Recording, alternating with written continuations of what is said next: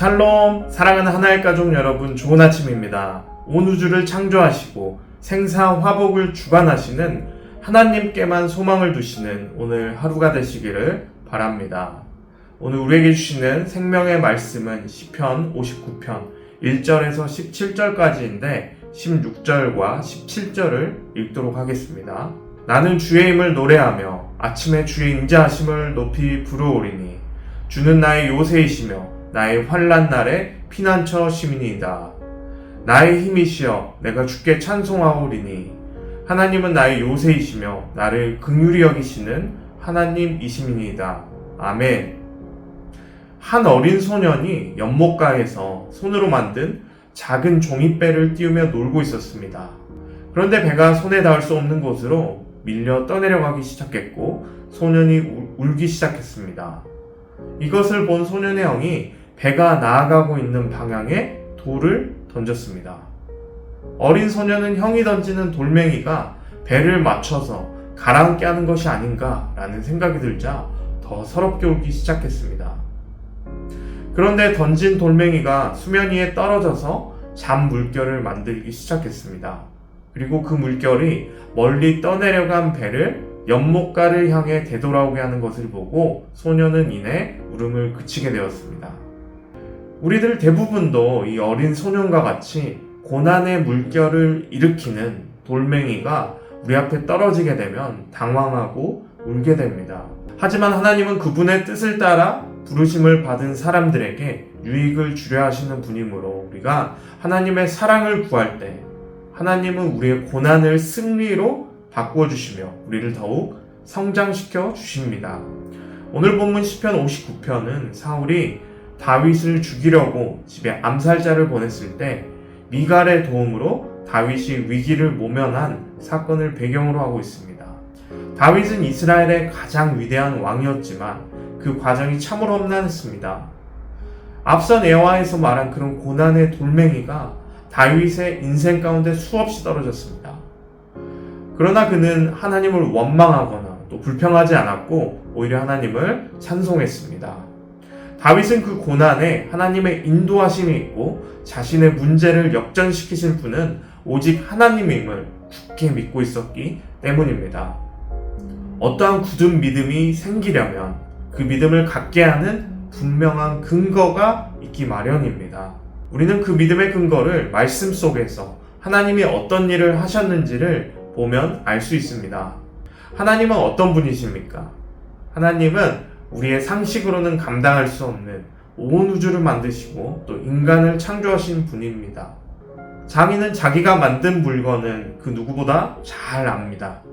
마찬가지로 온 우주를 손수 만드신 하나님보다 이 세상을 잘 아는 존재는 없습니다. 그러므로 이 세상에 일어나는 모든 문제의 해결책 또한 하나님이 갖고 계심을 믿으시기를 바랍니다. 분명한 것은 하나님께서는 위대한 사람을 쓰실 때 바로 쓰시지 않는다는 겁니다.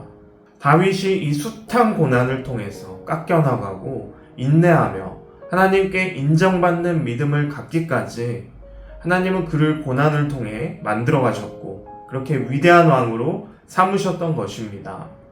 이러한 일련의 과정들을 다윗은 하나님의 일하심을 직접 경험하며 하나님이 살아계심을 굳게 믿을 수 있었던 것입니다. 마찬가지로 우리 또한 감당할 수 없는 위기에 처했을 때 다윗의 믿음의 길을 따라가야 합니다. 17절을 보면 나의 힘이시여 내가 주께 찬송하오리니 하나님은 나의 요새이시며 나를 긍휼히 여기시는 하나님이시니이다. 아멘. 다윗은 죽음의 위협에 처했을 때 자신의 무력함을 경험했을 때 포기하지 않았습니다.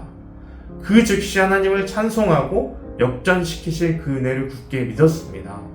그러므로 감당할 수 없는 상황 속에서도 여호와가 나의 요새시며 나의 피난처입니다 라고 외친 다윗의 선포가 저와 여러분의 고백이 되기를 소망합니다.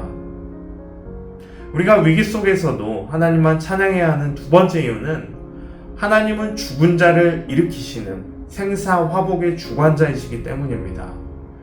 인류 역사상 죽음을 극복한 존재는 하나님이신 예수님 외에 어느 누구도 없었고 앞으로도 없을 것입니다. 세상을 창조하시고 부활을 통해 죽음까지도 정복하신 분이 바로 우리 예수님이십니다. 그런 예수님을 삶의 구주로 받아들이기만 하면 우리와 함께 하신다 약속하십니다. 그러므로 그리스도인된 우리는 삶의 문제 앞에서 주님을 찬송하며 또 믿음으로 주님의 도우심을 간구해야 합니다. 다윗이 인생에 수많은 그 고난의 돌멩이들이 날아올 때 그가 불평하거나 또 세상의 방법을 찾지 않고 오히려 하나님의 이름을 찬송할 수 있었던 것은 하나님께서 자신의 문제를 역전시키실 분이심을 굳게 믿었기 때문입니다. 사랑하는 성도 여러분, 문제 앞에 더 이상 좌절하지 마십시오. 문제 앞에 섰을 때 그 즉시 하나님의 이름을 찬송하십시오. 공의와 사랑의 하나님은 우리의 믿음을 보시고 반드시 우리의 문제를 역전시켜 우리를 승리케 하실 것입니다. 중보기도팀 강은희 집사입니다. 묵상톡 1분 기도. 오늘은 선교지와 선교사님들을 위해 기도합니다. 선교의 비전을 품고 주님이 주신 사명, 선교사님의 입술로 전파하며 주님의 사랑을 세상에 전달하는 과정들이 어려움과 시험에 들지라도 잘 감당케 하시고 강건함과 힘을 얻기를 기도합니다. 선교지에서 말씀 전파하는 데 있어 은혜와 지혜도 허락하옵소서. 선교사님들을 통해 주님의 이름이 높여지고 영원 구원과 복음의 역사로 하나님 나라가 확장되게 하옵소서. 모든 선교사를 부르시고 인도하시는 예수 그리스도의 이름으로 기도드립니다. 아멘.